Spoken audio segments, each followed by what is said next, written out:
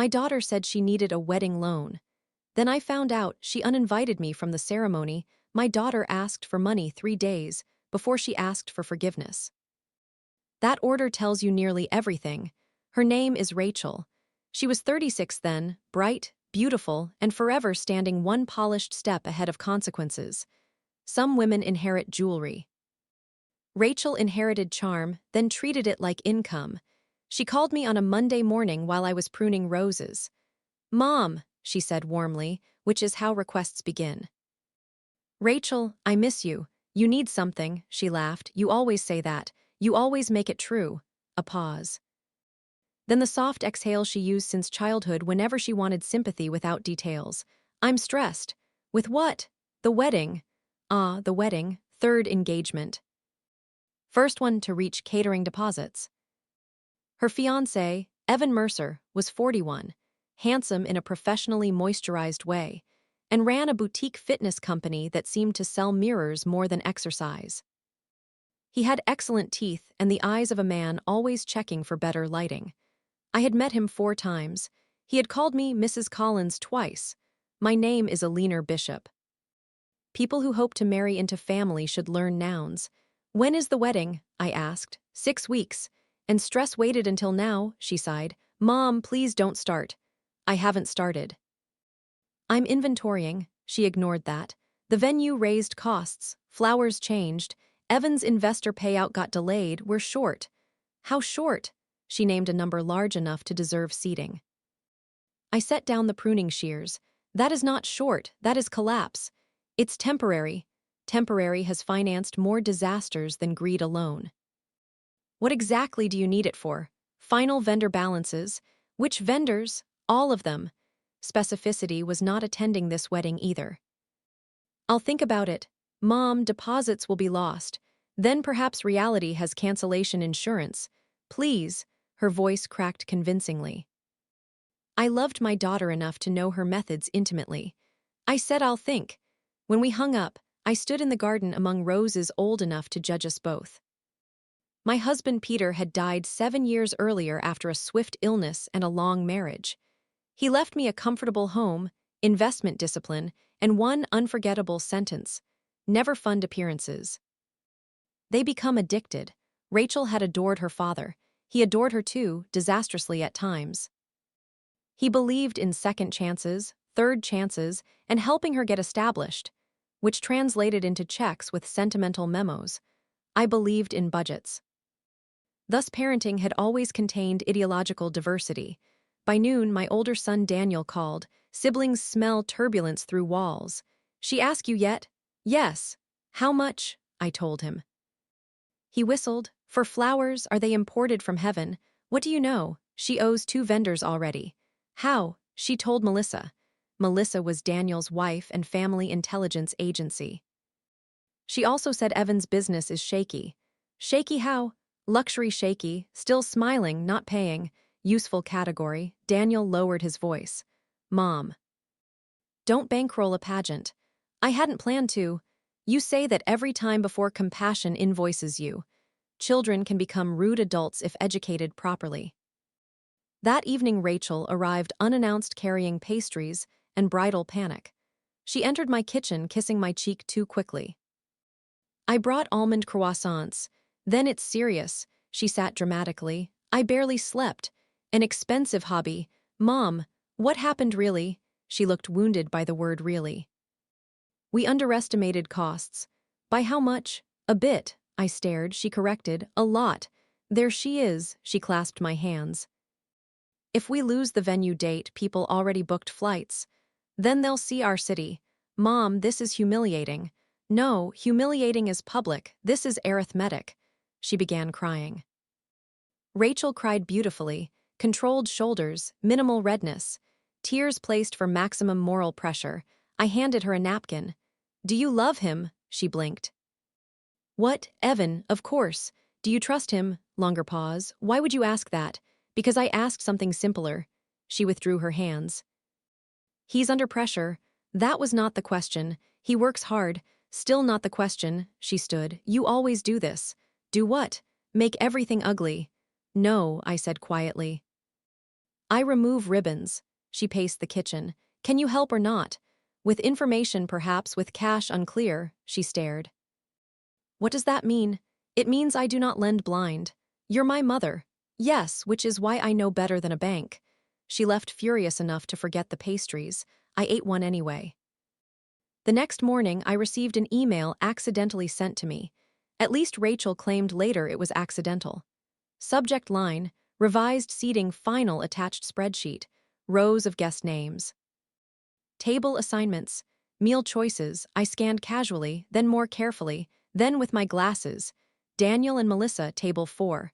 College friends, tables 2 and 3. Influencer collaborators, table 1. Evans investors, head table extension. Me, not listed, I checked again. No Alina Bishop, no mother of the bride, no reserved seat, nothing. My phone rang immediately, Rachel. Mom. Did you get an email? Yes. Delete it, wrong draft, interesting draft, it's not final. I notice I'm absent. Silence. Then we were still figuring family placements. Without a chair, you're being dramatic. Chairs are practical. It was temporary. There it was again, temporary. Am I invited to your wedding? Of course. Am I seated? We hadn't finalized. Am I wanted? She exhaled sharply. Mom, you always make things about feelings. No, I said. Only when facts become rude, she snapped. Evan thinks you judge him. Evan misreads many nouns. This is exactly why we needed space. We, another silence. Then too late, she said. I didn't mean. But she had. I hung up gently.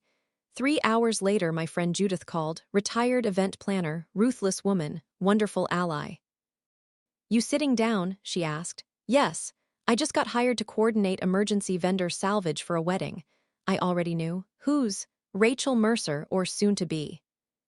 Unless gravity intervenes. I closed my eyes. Tell me everything. Judith lowered her voice with joy. Your daughter told the florist you were difficult and might cause scenes. She instructed staff not to share details with you. Interesting, very interesting. Then Judith added the line that changed everything. Oh, and darling. They're telling vendors your mother is covering final balances. I sat upright, because I had covered nothing, and apparently I was already paying in public. I have always believed anger should be fed before used, so I made tea. Then I called Judith back. Repeat the last part slowly. She told at least 2 vendors you'd be handling final balances, Judith said, possibly more. Names, florist, rental company. I suspect the cake designer too, because she suddenly became warm when I mentioned your name. I wrote everything down. At 75, one learns lists can outperform outrage. Anything else? Judith laughed darkly. Yes. She's calling the wedding intimate and elegant because they had to cut guests after unpaid invoices. Yet influencers remain seated. Apparently, I thanked her and hung up. Then I called Daniel. He answered immediately. What happened now? I am financing a wedding without consent. He was silent 2 full seconds. Then, that is new even for her, I explained. He muttered several words Peter would have called expressive. Want me to call her? No. Want me to come over? No. Want me to ruin Evan quietly? Tempting, also no, he exhaled. Your calm, dangerous sign. I'm collecting facts. That poor wedding. By afternoon I had facts enough. The florist confirmed they were awaiting family settlement. The rental company had extended delivery because Mrs. Bishop was stepping in. The cake studio thanked me in advance for supporting Rachel's dream day. Dreams, I noted, are expensive when billed externally. At 4:30, Rachel arrived again. This time no pastries, just urgency. You've been calling vendors? Yes, that's humiliating. No, I said, accurate. She threw her handbag onto the sofa. You're sabotaging me. I am clarifying my non-payment. It was just to buy time. With my reputation, you have money, and therefore, you could help. There it was, the equation. Mother plus savings equals public guarantee. I remained seated. Why am I not on the seating chart? She looked away instantly. That was temporary. Stop using that word. It leaks. We were trying to avoid tension. By removing your mother, Evan thought you'd judge his family. I already do. Mom, no, Rachel, answer plainly. She crossed her arms.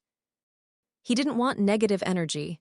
I nearly admired the phrase, meaning anyone not funding fantasy quietly. And what did you want? She blinked. What? At your wedding. What did you want? Tears came immediately, always impressive speed. I wanted peace.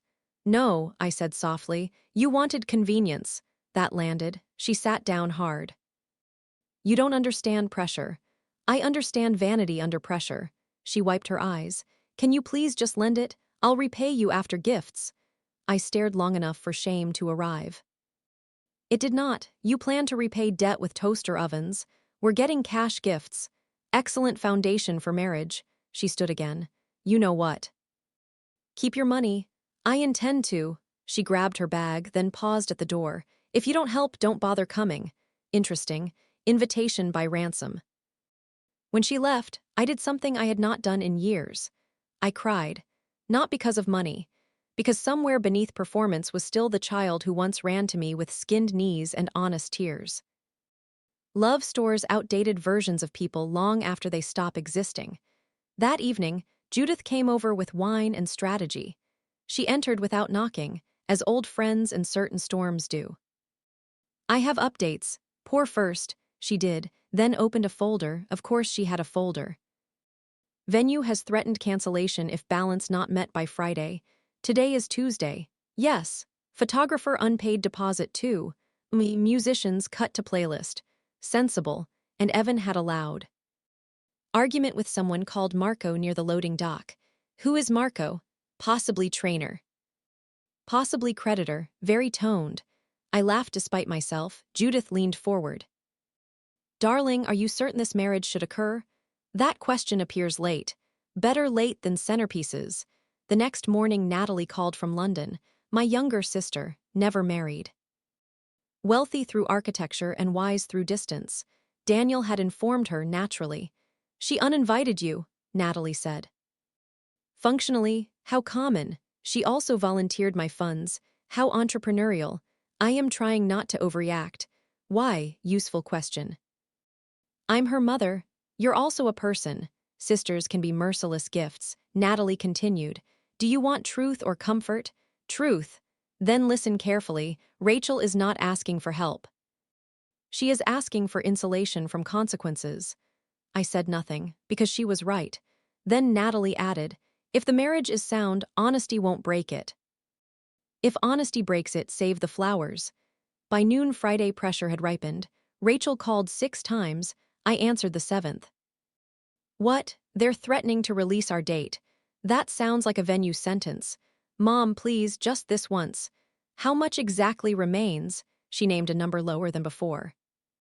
Interesting, so the earlier amount was false. We moved things around. With whose money? Pause. Credit. Ah, can you wire it? No. Silence. Then her voice changed. Cold now. I always knew you preferred Daniel. Old accusations are often debt collectors. No, I said. Daniel simply charges less emotionally. She gasped theatrically. You're cruel. No. I'm tired. Then she whispered, if Dad were alive, he'd help me. There are sentences children should never use. I stood slowly. Your father loved you deeply, I said. Do not recruit the dead. I ended the call. My hands shook afterward. Grief and anger share muscles. At 5 p.m. there was a knock. Evan, first time he had ever visited alone. Perfect hair. Expensive coat, smile set to persuasive. Mrs. Collins, I looked at him. Try again, he blinked. Mrs. Bishop, better, still not invited. He glanced past me into the hall. I hoped we could talk privately. We cannot, he lowered his voice. Rachel is emotional, already educational, and you, practical, then practice elsewhere. He forced a laugh. We got off on the wrong foot. You began by removing my chair, he sighed. We only wanted a smooth day. By excluding resistance. He shifted tone. I love your daughter. Do you? Yes. Then why is your business account paying for champagne while vendors wait? His face changed. Small crack, useful. Rachel told you. No. Numbers did. He looked suddenly less polished. There were delays. In what? Honesty. He stepped closer. We can all move forward if you help us now. There it was, not apology, collection. I smiled very gently. No, he stared. You'd let your daughter be humiliated. I held the door. No, I said, I'd let her be informed. Then I closed it. Saturday morning, Judith called before 8. Wake up! I am 75, I was already awake judging birds. The venue moved the payment deadline to noon. And darling. Rachel just posted bridal photos online captioned, blessed to have family support in hard times. I sat upright. Family support, publicly announced, still unpaid. And now I was no longer merely excluded. I was being used as scenery. By 9:30 I was dressed, coiffed, and carrying a folder. When women of my generation become calm in pearls, someone nearby should worry. Judith picked me up in her convertible because she believes entrances are a civic duty. You look lethal, she said. I look moisturized. We drove to the venue. Stone Manor outside town, vineyard views, white tenting, floral arches expensive enough to indict several budgets. Cars already lined the drive. Vendors unloading, bridesmaids smoking secretly behind hydrangeas. I had not intended to attend. Now I intended to observe. The event manager met us at the entrance. Young, exhausted, wearing the smile of a man paid to absorb panic. Good morning, guest side is through. I'm a leaner bishop. Recognition flashed instantly. There is no sweeter syllable than from stressed staff. I'd like to clarify, I am not financially responsible for anything here. His shoulders dropped in relief and alarm simultaneously. Yes, ma'am. Excellent. Also, where is my daughter? He glanced toward the bridal suite. Preparing. Of course she is. Judith squeezed my arm. Do not kill anyone before lunch. We were led to a side office where invoices lay in open mutiny across a desk. The manager, Colin, shut the door. I need to be transparent, he said. We have partial payments, outstanding balances, and contradictory promises involving your name. Welcome to family. He handed me copies. Rachel had indeed listed me as emergency guarantor. Without signature, without permission, Evan had promised wire transfer incoming. No wire. The florist threatened removal of premium installations by 11. The photographer withheld full team arrival. The bar package was downgraded to beer and wine pending settlement. I almost admired the scale. How much keeps the day functional? I asked. Judith looked at me sharply. Darling, relax. Colin named a number, manageable for me, crippling for them. I considered it for a long moment. Then said, I will not pay their wedding debt. Colin nodded grimly. Understood. I will, however, pay vendors directly for labor already performed if cancellation occurs, so innocent people are not exploited. He stared, then nearly cried. I could hug you. Don't, Judith whispered, marry me. At 10:15 Rachel stormed in still in silk robe and half-done makeup. Mom, she looked from me to invoices to Colin. What are you doing here? Untangling my unauthorized philanthropy, her face flushed. I was going to fix it. With contouring, can we talk alone? No, she rounded on Colin. Why would you let her in here? He blinked. She owns language and arrived early. I liked him immediately. Rachel grabbed my wrist. Please. I removed her hand gently. Try adulthood instead. Tears formed at once. You came to ruin my wedding. I came because you used my name commercially, she whispered fiercely. I had no choice. There are always choices before fraud. Judith coughed into her fist to hide delight. Rachel looked around desperately. Mom, if this falls apart, everyone will know. Yes, that's all you care about, punishing me. No, I said quietly. Ending the season where I rescue lies from embarrassment. That reached somewhere deeper than tears. She sat heavily in a chair. I love him. I believed she believed it. Then marry him at City Hall this afternoon, I said. Marriage is inexpensive, theater is not. She stared. That's insane. No, it is stripped. The door opened. Evan entered in tailored suit and moral panic. Rachel, what's happening? Then saw me. His smile attempted resurrection. Mrs. Bishop. Again, he corrected himself. Eleanor, progress under pressure. He looked to Colin. We're handling this. Colin said nothing, which was eloquent. Evan crouched beside Rachel. Baby, breathe. Then to me, we appreciate your concern. Do you? Yes. Then release my name from every invoice immediately. His jaw tightened. There's no need for hostility. There was no need for theft either, he stood. Fine, we got ahead of ourselves. Interesting phrase, as if deceit were enthusiasm. How much personal debt are you carrying? I asked. Rachel gasped. Evan stiffened. That's inappropriate. So is billing mothers by rumor. He looked at Rachel. We don't need this. At last, honesty adjacent. No, I said, you need money. Silence. Then Judith, unable to resist, and perhaps cardio. Rachel burst into sobbing anger. Stop it. Both of you, she turned to Evan. Tell her we're fine. He hesitated. That pause was the loudest thing in the room. Rachel went still. Evan, he straightened slowly. We're under strain. What does that mean? He looked at the floor. My investor pulled out. When? Last month. Rachel's face drained.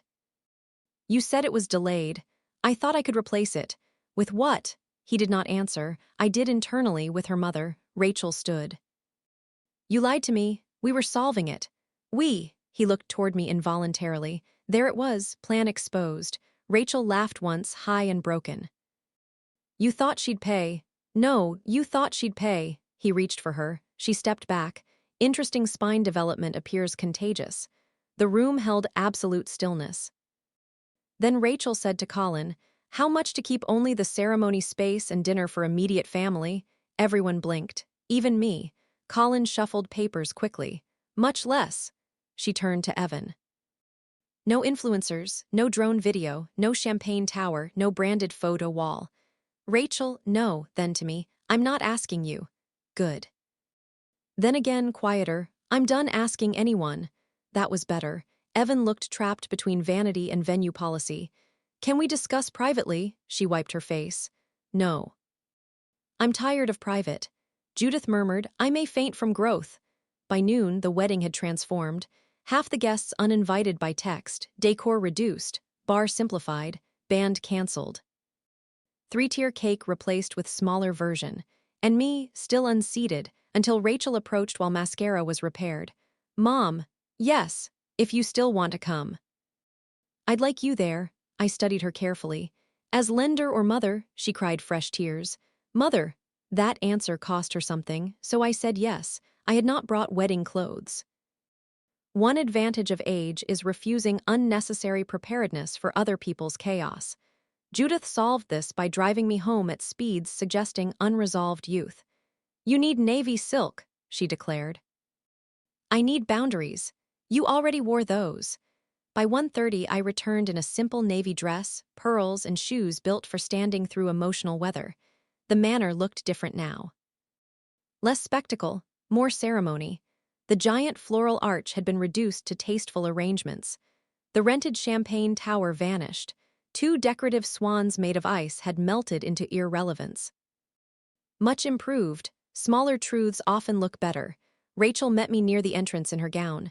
Without the morning's panic, she looked very young suddenly, not childish, young. As if stress had been contouring her for years. You came. I said I would, she swallowed. I'm sorry. For which chapter? Her eyes filled. All of it. A beginning answer. I adjusted a loose strand of hair from her cheek. Walk carefully, floors and husbands both matter. She laughed through tears. Good sign. The guest count had nearly halved. Several tables sat empty, centerpieces now looking overbooked. Influencers had vanished once hashtags lost sponsorship energy. 2 of Evan's investors left when premium liquor did. Excellent data. Daniel and Melissa arrived moments later. He kissed my cheek. You look dangerous. I'm decorative now, he glanced around. What happened? Editing. Melissa squeezed Rachel's hand warmly. Family mercy often arrives through in-laws. Then I noticed the seating board. Revised. Table 1, bride, groom, immediate family. My name first under family. Interesting what invoices can accomplish. The ceremony began at 2. No orchestra, just a pianist and sunlight through windows. Rachel walked down the aisle alone by choice. Peter had once said if he lived to see her marry well, he would cry before vows. I did enough for both of us. Evan looked handsome, chastened, and slightly ill. Appropriate palette. The officiant spoke of trust, transparency, partnership, and shared burdens. I nearly coughed. During vows, Rachel improvised. Evan, I love you. But I will not carry secrets I did not create. The room shifted. That was not in the script. Evan swallowed. Then answered quietly, I will stop performing strength and start practicing honesty. Better than expected. Still probationary. When they kissed, applause came with relief more than romance. At dinner, reduced elegance suited everyone. Good food, real portions, manageable music, no smoke machines. I sat beside Daniel and across from Rachel. She kept glancing at me as if checking whether I remained real. Mothers do that to daughters too, though we pretend otherwise. Halfway through salad, a woman in sequins approached our table. Tara. I knew instantly from the posture. Confident women only become hesitant when entering history unexpectedly. Evan, she said softly, can we talk? Rachel froze. Evan went pale enough to match table linen. Interesting, he stood. Not now. Tara looked at Rachel, then me, then back at him. You told me this was postponed. The table became educational again. Rachel set down her fork carefully. Who is this? No one answered quickly enough, so Tara did. I was seeing Evan. Timing matters. I thought we were together until last week. Daniel muttered, magnificent. Rachel stood so abruptly her chair tipped backward. When, Tara, now angry enough for truth, said, on and off for 8 months. The room hushed outward in ripples. Evan whispered, Tara, stop. She laughed bitterly. You invited me as +1 to another event in June. Rachel looked at him. June was proposal month. I knew because she made us all watch the video. He reached for Rachel. She stepped back. Again, spine. When were you going to tell me? She asked. After today. There are answers so poor they become useful. Rachel removed her ring slowly. The pianist stopped playing mid-note. Good instincts. After today, she repeated. I didn't want to ruin this. She looked around the room, at flowers, at guests, at me, at herself. Then she laughed once, shattered and clear. There was never a this. She placed the ring on the table. The room did not breathe. Then she turned to Tara. Thank you, unexpected grace. Then to the guests, please eat dessert. It's already paid for. And she walked out. I rose immediately. Daniel stood too. I'll handle guests. Melissa said, I'll handle women. Useful marriage. I followed Rachel through the side corridor and into the vineyard garden behind the manor. She stood among trimmed hedges, barefoot now, veil half torn, sobbing like a child who had run too far from home. I said nothing at first. Sometimes language only delays pain. Then she whispered, I did this to myself. No, I ignored everything. Yes, I used you. Yes, I chose appearances. Yes, she covered her face, I'm horrible. No, I said gently. You are humiliated, different condition. She sank onto a stone bench. I can't go back in there. You can. I can't. You can do many things after enough crying. She laughed through tears. Then looked at me with naked fear.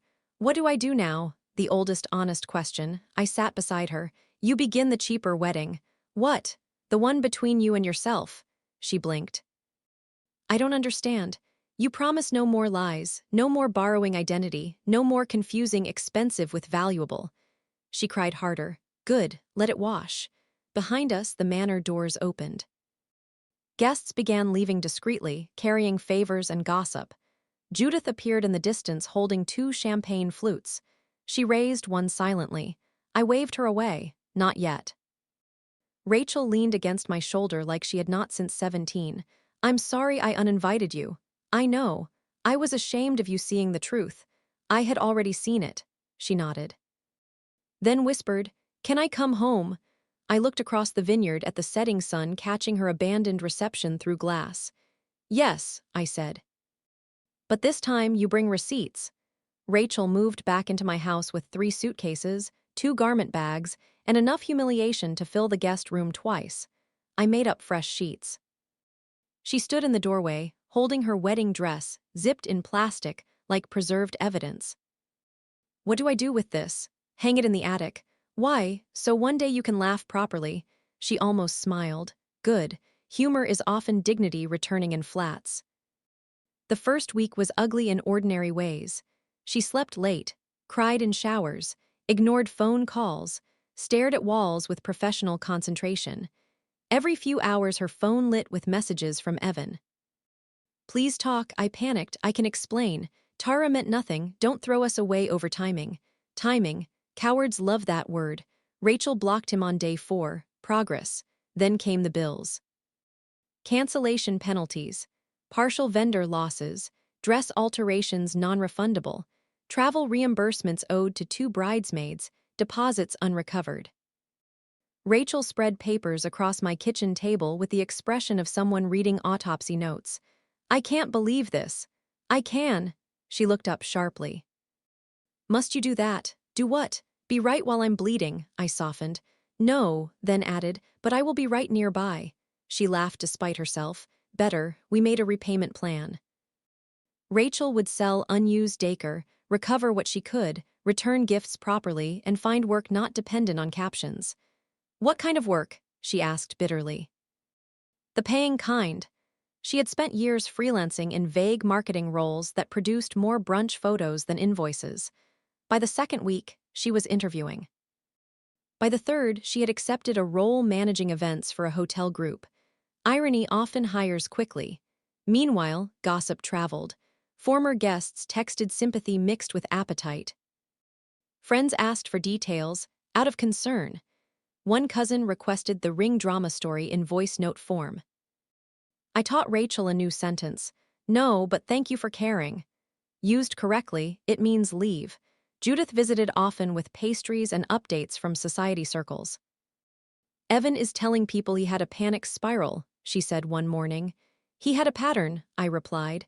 He also says you poisoned Rachel against him. How flattering. Judith lowered her sunglasses. And Tara sold the story privately to 3 women at Pilates. Enterprise, Rachel groaned into her coffee. I want to disappear. No, I said. You want to skip repair. That irritated her. Good, repair requires friction. Daniel and Melissa invited us for Sunday dinner. Normal families heal partly through casseroles. Rachel was nervous. They'll judge me. They already did privately, Daniel said when we arrived. Now eat. He hugged her hard. Melissa handed her wine and changed the subject immediately, mercy in practical shoes. After dinner, Rachel helped clear plates. Melissa joined her at the sink. I could not hear every word, but I saw Rachel cry, laugh, then cry again. Later in the car, she said quietly, Melissa told me humiliation is survivable if you stop decorating it. Smart woman. By autumn, Rachel had transformed in unglamorous ways. Early alarms. Packed lunches, tax withholding knowledge, reasonable shoes. She looked better than she ever had in sponsored linen. One evening she came home carrying groceries and said, I think I was addicted. To Evan, to admiration. I turned from the stove. Explain. I liked being envied. The wedding, the photos, the ring, the idea that I was chosen. There it was, the deep drug, and now I'm tired. Excellent sign, she smiled. What if no one ever chooses me again? I tasted the soup before answering. Then you'll finally have room to choose. That one made her cry into onions. Acceptable cover. Then in November, Evan appeared at my door. Raincoat, flowers, remorse professionally styled. I opened the door 2 inches. No, I just need 5 minutes. No, I've changed. Since lunch, he winced. Please let me apologize to Rachel. She is not available. Can I wait? No, he lowered his voice. I loved her. You loved being adored beside her. That's unfair. No, efficient. Rachel appeared in the hallway behind me. She had heard enough. Move, she said softly. I stepped aside. She stood in plain work clothes, hair tied back, no performance left. Evan stared as if beauty without decoration shocked him. Ratch, no one calls me that now, he swallowed. I made the biggest mistake of my life. Yes, I was scared. Yes, I want another chance. No, he blinked. Simple refusals confuse negotiators. You don't mean that. I do. We had something real. We had something staged. He looked at me angrily. She's feeding you lines, Rachel laughed. No, she fed me dinner. I grew my own lines. I nearly framed it. He stepped forward. I can be better. Rachel held the door, then be better somewhere else, and closed it herself. Afterward, she leaned against the wall, shaking. I thought that would feel triumphant. It usually feels nauseating first. She laughed, then asked, Did I do okay? No, I said. You did beautifully. At Christmas, she gave me a small wrapped box. Inside was a place card, cream cardstock, calligraphy. Eleanor Bishop, mother of the bride, the original one, apparently printed before I was erased. She watched my face carefully. I found it in my things. I traced the lettering. What would you like me to do with it? Whatever you want. I placed it in the drawer beside Peter's old letters. Keep it, I said. As evidence that people often know the right thing before they choose the wrong one. She cried again, still watery. By spring, Rachel rented a small apartment nearby.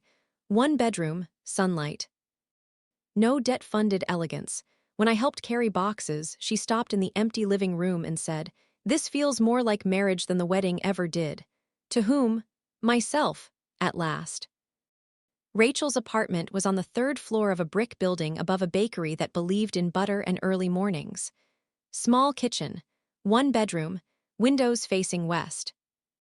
No marble island, no vanity mirror wall, no decorative staircase designed for dramatic entrances. Perfect. We spent the first weekend assembling furniture with instructions translated from Swedish by enemies. Daniel arrived with tools. Melissa arrived with labels. I arrived with sandwiches and authority. Rachel arrived with determination and 1 missing screw. By evening, the place looked modest, warm, and entirely earned. She stood in the center of the living room smiling. I've never had something that was fully mine. I looked around. You had many things. This is the first you paid attention to, she laughed, then hugged me too long. Good sign. At the hotel group, Rachel thrived quickly. Turns out women who survive emotional fraud become excellent at contracts. She renegotiated vendor rates, spotted hidden fees, corrected scheduling disasters, and once prevented a groom from arriving at the wrong ballroom. Her manager adored her. You're calm in chaos, he told her. She replied later at dinner, I trained in family. We laughed so hard soup became risky. Meanwhile, Evan tried new strategies. He sent flowers. Returned jewelry, mailed handwritten letters on thick paper, the stationary equivalent of repentance theater. Rachel brought one to my house unopened.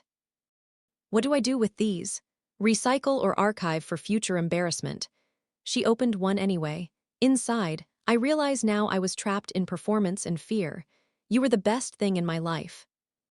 Rachel handed it to me. Thoughts. He writes like a man auditioning for growth. She laughed, then tore it in half. Progress often uses both hands. In June, Judith invited us to a charity gala. Same manner venue as the failed wedding. Life enjoys staging. Rachel hesitated. I can't go there. Yes, you can. I'll panic. Then panic elegantly. She glared. I bought us tickets. The manor looked transformed by distance and payment completion. No personal ghosts visible from the parking lot. Rachel wore a dark green dress simple enough to require confidence. Excellent choice. As we entered, several guests recognized her. Whispers began instantly. I leaned in. Remember, people discussing you are often avoiding themselves. She straightened, useful posture. Halfway through cocktails, we encountered Tara, the infamous interruption in sequins. Only now she wore sensible black and looked embarrassed. Rachel, she said softly.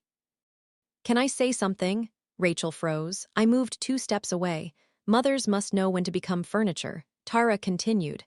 I was wrong too. He lied to me, but I ignored signs because I liked winning. Interesting honesty. I'm sorry for that day. Rachel studied her. Then said, I'm sorry for me before that day. They both laughed unexpectedly. Women are strange and marvelous when competition expires. They spoke 10 minutes like survivors of the same fire. When Rachel returned to me, she seemed lighter. What happened? We compared notes and insulted his handwriting. Healing takes forms. Then another surprise arrived. A man approached carrying 2 drinks and no arrogance. Tall, early 40s, kind face, slightly crooked tie. Rachel, she blinked. Mark. Apparently he had gone to university with her. Now he managed operations for a regional restaurant group. Useful man. Shoes polished but not vainly. They spoke warmly. No peacocking. No scanning room for better options. He asked if he could call sometime. Rachel looked at me instinctively. I pretended fascination with olives. She gave him her number. After he left, she whispered, "Too soon." "For what?" "To be interested. Interest is free, just don't finance fantasies." She rolled her eyes. Mark called, then called again. Then asked her to dinner somewhere with real napkins and no photographer. He listened, paid attention, arrived on time, owned one watch. Green flags can feel suspicious after storms. Rachel moved carefully. I approved silently, which is rarer than praise. At Thanksgiving, she brought him to dinner. Daniel tested him with taxes and football. Melissa tested him with kitchen teamwork. I tested him by saying no to something small. "Would you mind opening another bottle?" "Of course." "Actually leave it." "No problem." People reveal themselves fastest when plans shift. He passed. After dessert, Rachel found me alone in the pantry. Family women hide there to think. "I'm scared," she admitted. "Good. What?" "Fear means you're awake this time." She nodded. "I don't want to become that woman again." "You won't." "How do you know?" "Because that woman blamed mirrors. This one checks receipts." She laughed into tears, always watery. Winter brought one final disturbance. Evan announced an engagement online to a wellness influencer named Brielle. Ring visible before faces. Comments full of destiny. Rachel stared at the post longer than I liked. "You okay?" "I think so." "What hurts?" "Nothing," she said. Then after a pause, the old me wanted to compete. "And the current you?" "She's tired, also amused." Better answer. She closed the app. "Do you think he'll ever change?" "Yes," I said. "Really? Everyone changes, not everyone improves." At Christmas, Mark gifted me pruning shears engraved. For the woman who cuts nonsense cleanly. I nearly adopted him. By spring, Rachel had been promoted. Raises are excellent cosmetics. One Sunday, she came for tea-carrying folders. "Can you look at these?" Budgets, savings goals, retirement contributions. Emergency fund targets. I nearly cried. "What? You've become irresistible." "To who?" "To banks." She laughed, then grew serious. "Mom. I used to think weddings were proof someone loved you. And now, I think consistency is." Peter would have liked her finally. Then she added, "Mark asked if I'd ever marry again." I waited. "What did you say?" "That if I do, it'll be small." I nodded. "How small?" She smiled. "Small enough everyone invited actually gets a chair." Mark proposed on a Tuesday morning in my kitchen. Not to me, though for one startled second his posture suggested confusion. Rachel had come over before work carrying croissants. Mark followed with coffee and nerves. He stood near the table twisting a ring box in his pocket so obviously that even the kettle looked embarrassed. "Would you like privacy?" I asked. "Yes," he said immediately. Rachel laughed. "No," she said at the same time. Good start. Honest disagreement. Mark took a breath. "I know grand gestures are overrated in this family." "Correct," I said. He ignored me bravely. "Rachel, I love your mind, your steadiness, the way you check every invoice twice, and how you laugh with your whole face now." She was already crying, still reliable. "I don't need a wedding," he continued, "but I would love a marriage, with you." Then he knelt halfway, winced, and stood again. "My knee disagrees with tradition." I liked him more than ever. Rachel said yes before he fully recovered upright. They kissed. I pretended fascination with jam. Then Rachel turned to me. "Mom, yes, would you be there?" I let silence sit long enough to become memory. "Will I have a chair?" She burst into laughter and tears together. "Front row, then yes." The wedding planning that followed was almost suspiciously sane. 30 guests. Garden ceremony at a historic inn. Lunch instead of midnight spectacle. Local flowers. Live quartet. No drone footage. No hashtag wall. Every invoice paid upon receipt. I checked some out of nostalgia. Rachel insisted on one rule. No one spends money to impress strangers. Peter, wherever he was, likely nodded. Mark's family was warm, practical, and mildly obsessed with casseroles. His mother, Joan, hugged me on second meeting and asked what pie I preferred for rehearsal lunch. Useful people. There was no tension over guest lists because no one important enough to fight about was invited. An excellent filtering system. Then, 2 weeks before the ceremony, Evan called. Rachel stared at the screen. Should I answer? No, I said. She did anyway. Curiosity remains undefeated. His voice came through speaker, polished and wounded. Ratch, no one calls me that. Pause. Rachel, I heard you're getting married. News travels. I just wanted to say, be careful. We all blinked. With Mark, she asked. With repeating patterns. Interesting projection. Rachel's face changed into something almost amused. Evan, the only repeated pattern here is you contacting women who moved on. He tried a soft laugh. I deserved that. Yes, I'm serious. Sometimes people seem stable because they're boring. I spoke before I could stop myself, and some seem exciting because they're liabilities. He recognized my voice immediately. Mrs.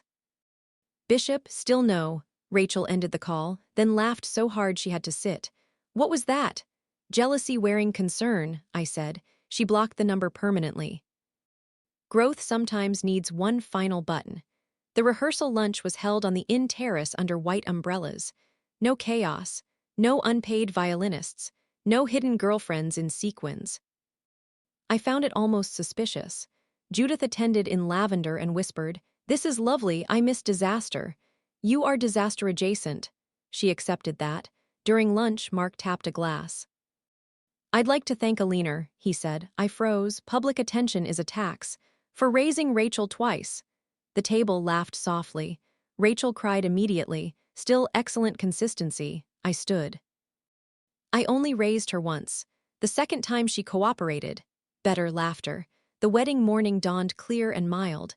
Rachel came to my room while getting ready. Simple silk dress. Hair pinned softly. No armor, no performance, just joy mixed with nerves. She sat beside me. Tell me honestly, do I look beautiful? No, she stared, then I smiled. You look peaceful. Much rarer, she cried again. I handed her tissues from experience. I'm scared, she whispered. Of what? That happiness can vanish. Yes, I said, it can. She looked startled. Then why marry? Because fear should advise choices, not veto them. She held my hand. I'm glad I came home. So am I. The ceremony took place in a rose garden with birds louder than etiquette. Mark waited smiling like a man who had found something after stopping the search. Rachel walked with me. Halfway down the path she whispered, "Thank you for not rescuing the first wedding." I squeezed her arm. I did rescue it. She frowned. How? I canceled the wrong marriage. Her face crumpled, laughing and crying simultaneously. At the altar, she kissed my cheek before stepping forward. The vows were brief, specific, and astonishingly adult. Promises about honesty, rest, shared burdens, checking assumptions before accusations, telling the truth before invoices notice. My kind of romance. When they kissed, applause sounded clean. No relief, no gossip hunger, just happiness. At lunch, every guest had a seat card. Mine read, Alina Bishop, mother of the bride, first witness. I traced the letters for a moment, then tucked it carefully into my purse. Later, while dancing badly with Daniel, I looked across the lawn. Rachel laughing with Mark. Joan feeding cake to grandchildren not yet born in her imagination. Judith flirting with a widower near hydrangeas. Melissa reorganizing gifts by practicality. Natalie on video call from Rome, critiquing floral symmetry remotely. And me, present, wanted, unbilled. That evening, Rachel and Mark left for a short honeymoon in Maine because they preferred coastline to Maldives debt. As they drove away, she leaned from the car window. Mom, yes, if I ever lose my mind again, I'll send invoices. She laughed all the way down the lane. Peace after family drama can feel suspicious at first. You keep waiting for the next text, the next request, the next emotional invoice slid under the door. But sometimes peace is real. Rachel and Mark built a life in ordinary, durable pieces. Mortgage paid monthly, shared calendars, disagreements that ended before bedtime, vacations chosen for comfort, not appearances. I adored them for their quiet normalcy. 2 years later, they had a daughter, Claire, sharp lungs, sharper eyes. Mom, Rachel whispered after the birth, she has your eyes. Then start saving now. Claire grew into a small force of nature. At 5, she questioned everything, including why I own china I never used. A practical mind. Life settled, Mark's business grew, Rachel rose in her career. I downsized at 79, not out of defeat but clarity. The house was sold. Memories kept selectively. Rachel cried walking through the empty rooms. Doesn't it hurt? Of course. Then why do it? Because loving something doesn't mean keeping it. I kept only 3 things, Peter's letters, and 2 place cards. One from a wedding that wasn't honest. One from a wedding that was. Years passed. Claire, now 12, found them. Nana, why do you have 2? I patted the chair. Sit. I pointed to the first. This one looked expensive but wasn't true. Then the second. This one looked simple but meant everything. She thought for a moment. Was Mom dramatic? Rachel gasped. Mark laughed. Wildly, I said. That night Rachel stayed. We washed dishes in silence. Do you still judge me? She asked. No, I used you. Yes, I erased you. Yes, I loved you too. I looked at her. I know, that was enough.